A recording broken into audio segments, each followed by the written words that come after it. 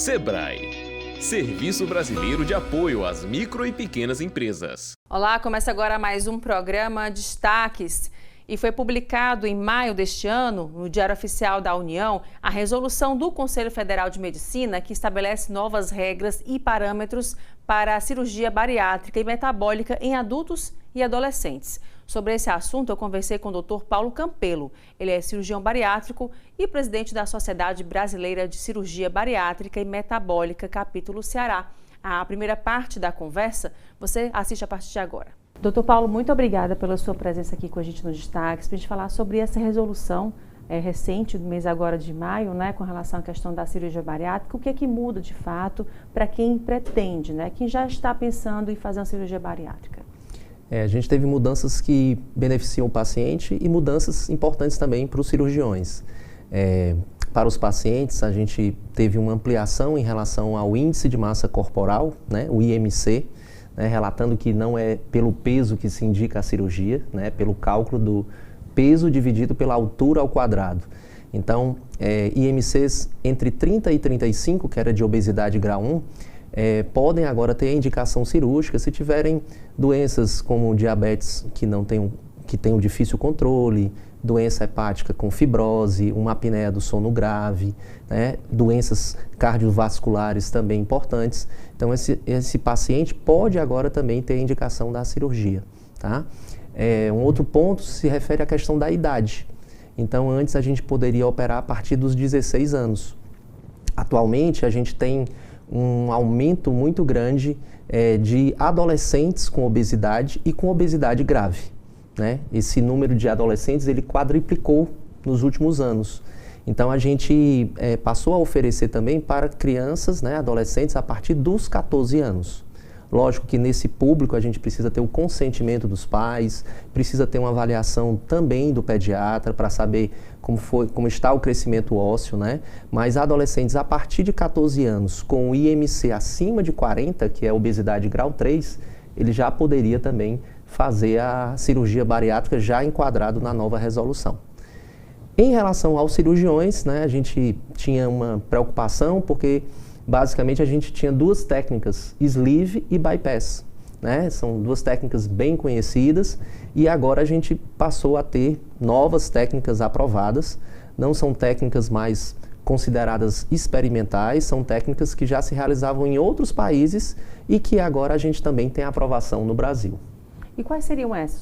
Só para a gente entender mais ou menos, a sleeve bypass já existiam, Isso. E agora essas próximas? A gente tem a OAGB, a gente tem a bipartição do trânsito intestinal, a gente tem a gastrectomia vertical com duodenal switch, que também foi aprovada, Então são técnicas que já se realizavam em outros países e agora a gente pode fazer também e oferecer aos nossos pacientes no Brasil. E essas técnicas, elas são específicas para determinado peso da pessoa, do IMC da pessoa, das comorbidades, ou vai de cada profissional com o seu paciente? Como é que se define isso? Sempre a definição de cada técnica, o IMC é o que vai ser aquele cálculo de avaliação genérica para todos, mas a gente tem que procurar individualizar.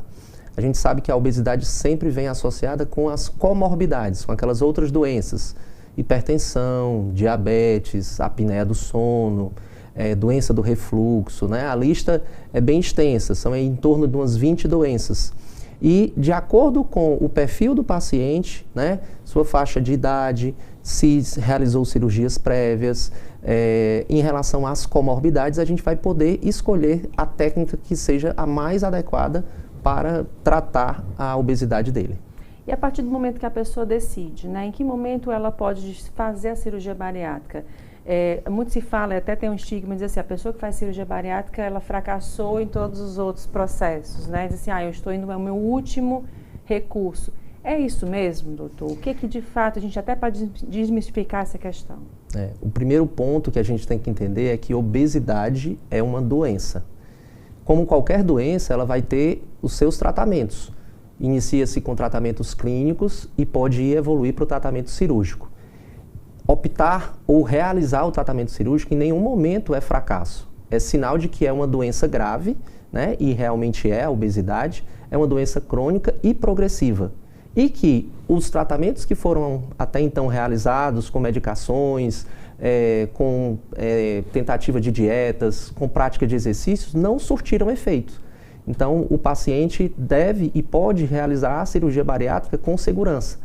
É um peso muito grande, né? Porque também existem causas psicológicas que comprometem, que levam a pessoa a ter obesidade. Então, o paciente chega para a gente com aquele peso, não só literal, em quilos, mas também um peso psicológico. E isso é péssimo para o tratamento, né? Então, quem tiver um parente, quem tiver um amigo que tem obesidade, você deve apoiá-lo. Como você precisa apoiar um amigo que tem um outro tipo de doença, um diabetes, uma hipertensão, um câncer. Ninguém vai chegar para uma pessoa que tem uma doença grave e dizer, isso vai dar errado, isso é a última solução. Né? Então, a gente precisa apoiar essas pessoas.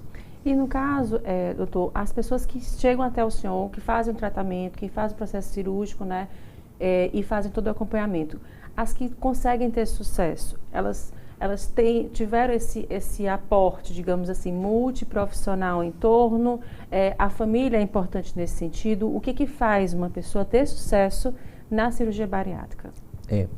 Toda pessoa que vai para a cirurgia bariátrica, ela precisa fazer uma avaliação multiprofissional. Então, ela precisa ser avaliada por uma nutricionista, por um psicólogo, por um endocrinologista, né? E no pós-operatório, esse segmento deve acontecer. Se ela tem uma doença cardíaca, um cardiologista pode ser inserido também nessa avaliação. Se ela tem uma doença respiratória, da mesma forma. Alguns têm doenças articulares, né? Dores, problemas de joelho, problemas de coluna. Quanto mais suporte da equipe multidisciplinar esse paciente tiver, melhor vai ser o resultado. A gente observa que aquelas pessoas que têm um segmento a longo prazo de uma equipe multidisciplinar, elas conseguem manter o seu tratamento, né? Lembrando, a cirurgia não é curativa, ela é o que dá o melhor resultado, mas ela precisa de todo um suporte no pós-operatório para que esse paciente siga com o seu tratamento e tenha o sucesso do tratamento da obesidade e das suas comorbidades. Essa cirurgia, ela é feita pelo SUS também, particular, plano? Como é que ela se dá disponibilidade para as pessoas, para os pacientes? Ela é disponibilizada nos 3 setores, né? Particular, convênios, planos de saúde e pelo SUS, né? Mas realmente pelo SUS ainda é uma quantidade que fica bem aquém, né? A gente precisa realmente ampliar no SUS. É um público que necessita do tratamento e que ainda enfrenta realmente filas nos hospitais que oferecem essa cirurgia. Né? Particulares e convênios acontece de forma mais rotineira. Né? É mais a questão mesmo da opção e de seguir as regras ditadas pela Agência Nacional de Saúde em relação à carência do plano. Né? Mas no SUS é muito mais a baixa oferta das cirurgias. Doutor, e com relação a essa mudança da resolução, né, já é um marco, né, de evolução nesse sentido, e as técnicas também, né? No caso da recuperação do paciente, teve uma modificação de uns 10 anos para cá, de 5 anos para cá, com relação a esse período de dieta líquida, pastosa, né? Eu digo porque já vivenciei tudo isso. Às vezes as pessoas têm medo, né? Dizem assim, não vou fazer porque, primeiro, eu tenho medo da anestesia, segundo, eu tenho medo do procedimento, terceiro, eu tenho medo de voltar a engordar, quarto, eu tenho medo de ter que tomar sempre vitamina, sempre estar repondo, né? O que tudo isso, aproveitando logo a sua presença aqui, para a gente desmistificar também e apontar, né, o que de fato tem atualmente? O avanço das cirurgias pelas técnicas de videolaparoscopia foi muito grande. Então, hoje a gente tem uma cirurgia que é feita em torno de 1 hora a 1h30, que é uma recuperação para o paciente de receber alta já no dia seguinte ou com 48 horas da cirurgia. O paciente inicia uma dieta líquida no mesmo dia da cirurgia. No passado a gente tinha aí até 2 dias o paciente sem ingerir nada pela boca, né? Ficava só na hidratação venosa. Então hoje ele inicia muito mais rápido esse processo de ingestão alimentar. Ele consegue se recuperar para voltar às suas atividades do dia a dia também de forma mais rápida, porque a cirurgia é feita por pequenas incisões, feita por videolaparoscopia. E isso tudo ajuda a que mais pessoas né, tenham sucesso, vejam que não é uma cirurgia de risco. A gente tem para a cirurgia bariátrica um risco que é de 0,2 a 0,3, tá? Então é uma cirurgia de risco muito pequeno, né? Lógico, seguindo todo o passo a passo, toda a avaliação desse paciente no pré-operatório, né? Para que ele vá com segurança para a cirurgia. Esse medo da anestesia, ele sempre existe, né? Não só para a cirurgia bariátrica, mas para cirurgias de uma maneira geral, mas exatamente por esses excelentes resultados é que a gente hoje vê até os próprios pacientes falando e dando seus depoimentos, né, de que a principal frase que a gente ouve no pós-operatório é assim: se eu soubesse, eu teria feito antes.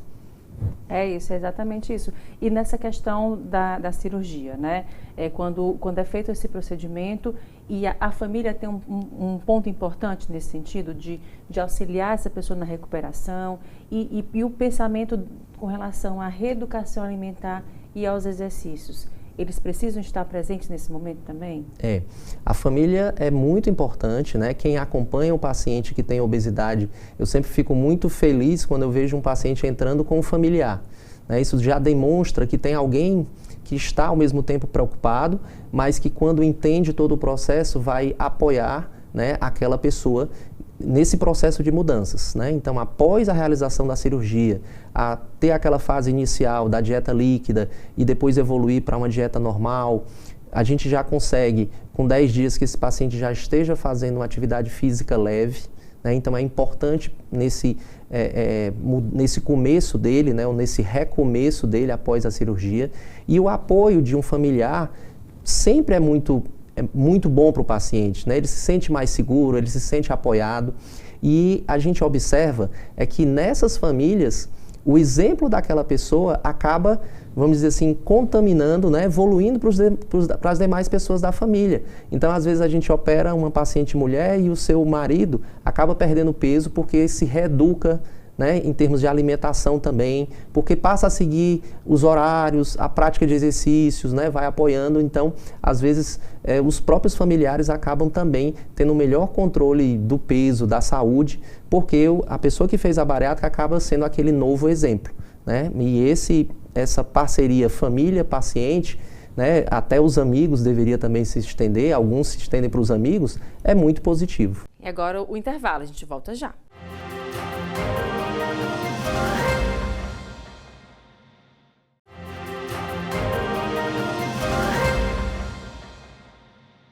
E você confere agora a segunda parte da conversa com o Dr. Paulo Campelo. Ele é cirurgião bariátrico e presidente da Sociedade Brasileira de Cirurgia Bariátrica e Metabólica, capítulo Ceará. Ele esteve aqui na TV Otimista e falou sobre o uso das medicações voltadas para o emagrecimento, as tais canetas emagrecedoras. Confira. Dr. Paulo, falando agora das canetas emagrecedoras, né? Não tem como a gente não abrir o telefone, olhar as redes sociais e ver a notícias sobre elas, né? A gente tem agora, ano que vem, já a patente quebrada, tem alguns já sendo trazidos para o Brasil, o Mounjaro é um exemplo deles, né? Mas o Ozempic já existe, falando aqui dos nomes comerciais.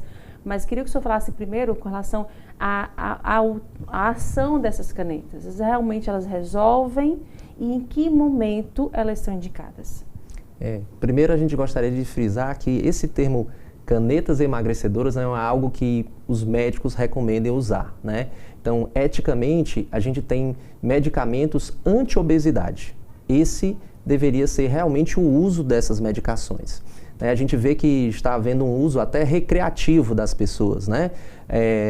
Para participar de uma festa, para caber num vestido, né? Para ir ter presença num evento e estar com aparência melhor esteticamente, se usa até de forma sem prescrição médica desses medicamentos, né? Essas medicações, elas são fruto, né? Pouca gente sabe, mas de descobertas de enterohormônios, né? Hormônios intestinais que passaram a ser descobertos pela cirurgia bariátrica.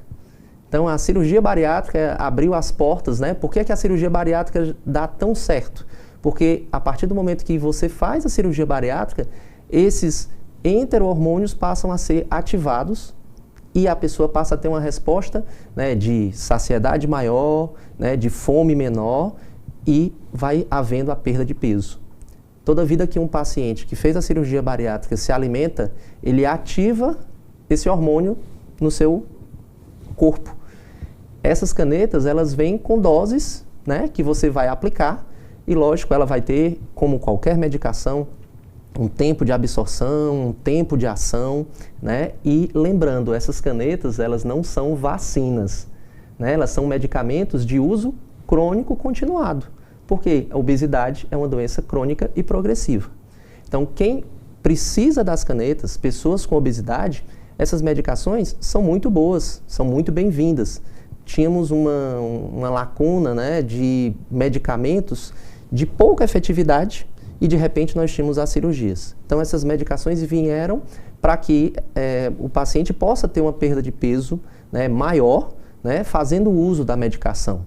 Mas precisa de um acompanhamento médico, precisa realizar exames, precisa realmente ter o diagnóstico daquela obesidade e não simplesmente sair comprando no balcão da farmácia e se auto-aplicando, né? Existem efeitos colaterais que essas pessoas podem vir a ter, né? E aí muitas vezes até esses efeitos colaterais que inesperadamente a pessoa tem, acaba fazendo com que ela deixe de usar um medicamento que ela poderia estar usando na dose certa, na forma recomendada e tendo resultados positivos em relação ao controle da obesidade. Doutor, quais são esses efeitos colaterais já identificados na utilização dessas medicações?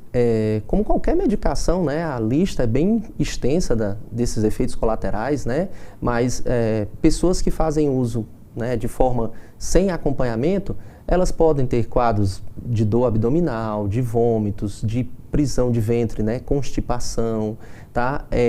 Levando a quadros de desidratação, levando a quadros também de perda de massa muscular, porque quando ela não faz com acompanhamento, ela não perde só gordura, ela perde também musculatura, né? Então, a gente precisa alertar que essa medicação precisa ter o acompanhamento médico, né? Apesar de não... hoje já foi feita até a legislação para ter as receitas, né, carbonadas, né, de controle, mas até um certo tempo você ia num balcão de farmácia e adquiria a caneta por conta própria e fazia o uso. Hoje, pelo menos, com essa legislação, a gente busca que nós médicos possamos acompanhar essas pessoas, né, e dar um segmento melhor ao tratamento da obesidade e que isso não vire mais uma dificuldade, né, ou comece a se criar mitos, também não trata. Na realidade, trata de maneira crônica, né? Precisa do acompanhamento a longo prazo, como acontece com diabetes, com a hipertensão, com doenças crônicas. Até a gente identifica nos comentários de internet, né, uma pessoa que emagreceu muito rápido, essa pessoa está com a cabeça de Ozempic, mas também com Ozempic até eu, como se fosse algo muito fácil, né? Como se fosse algo muito banal. Se eu tenho dinheiro suficiente para comprar, eu vou fazer isso. Isso pode criar também um novo estigma, que é o da cirurgia bariátrica, só faz quem não tem mais outra alternativa, ou se eu tiver dinheiro, eu compro um Ozempic, enfim, um nome, né? Compro uma dessa medicação e vou utilizar e emagreço, está tudo bem. É um risco nisso com relação, até para quem trabalha sério, né? Para quem realmente está procurando para poder ter uma qualidade de vida. Infelizmente, né, tanto a obesidade como os seus tratamentos, eles sofrem muito preconceito. E é algo que a gente tem que também ressaltar, né? Não ter o preconceito contra a doença e não ter o preconceito também contra os seus tratamentos. Se eu sou contra o tratamento, eu estou dizendo que eu quero que aquela pessoa continue doente. Então, a gente precisa não criar mais estigmas sobre uma doença que já é estigmatizada demais, né? A obesidade, você pode olhar para uma pessoa e já ter mais ou menos uma noção de que aquela pessoa tem um excesso de peso e que precisa tratar, né? Você olha para uma pessoa que tem diabetes e você não consegue identificar.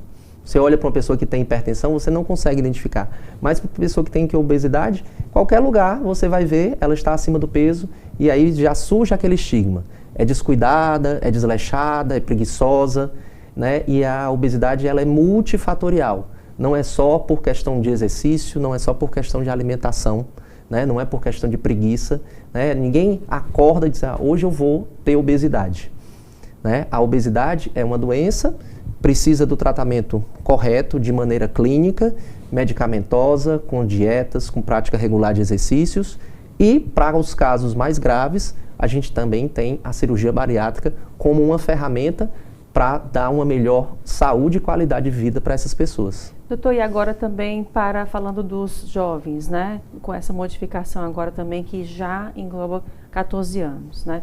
Como é que o senhor, no consultório, tem observado o aumento, ou há esse aumento de jovens, crianças, jovens que estão apresentando obesidade, né? Que estão com esse quadro de obesidade já se mostrando em uma fase tão nova assim da vida, né? E o quanto isso impacta na família como um todo, nesse próprio jovem, né? Nessa própria criança, na vivência dela com o mundo.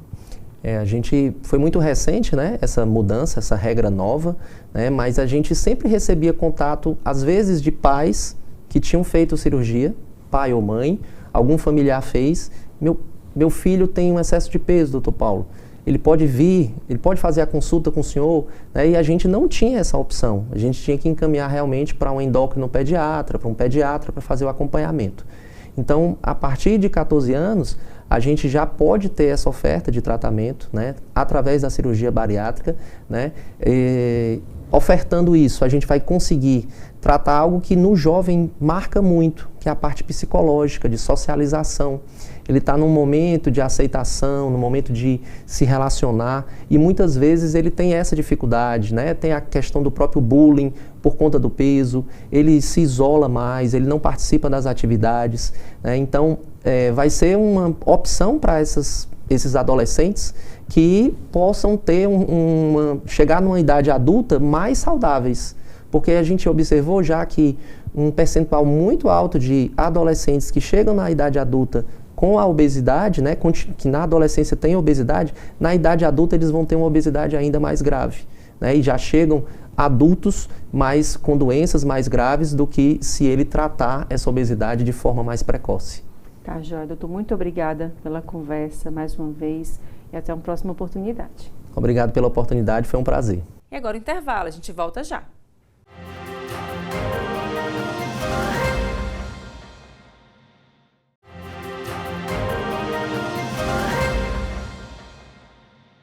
E vamos de dica boa para você que segue e acompanha aqui o Destaques. O projeto Duetos retoma sua programação reunindo 2 grandes nomes da música brasileira.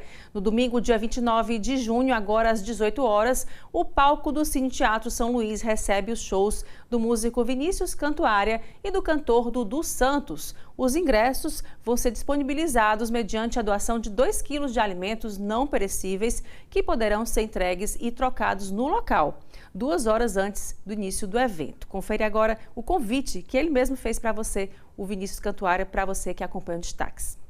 Alô Fortaleza, eu sou o Vinícius Cantuária e estou passando aqui para convidá-los para no dia 29 de junho, às 18 horas, no Cine Teatro São Luís, no projeto Duetos. Estarei fazendo um concerto juntamente com meu amigo Dudu Santos e a entrada são 2 quilos de alimentos não perecíveis. Esperamos vocês lá, hein? Beijos! E o Destaques fica por aqui com essa super dica, hein? Obrigada pela sua companhia e até o próximo programa.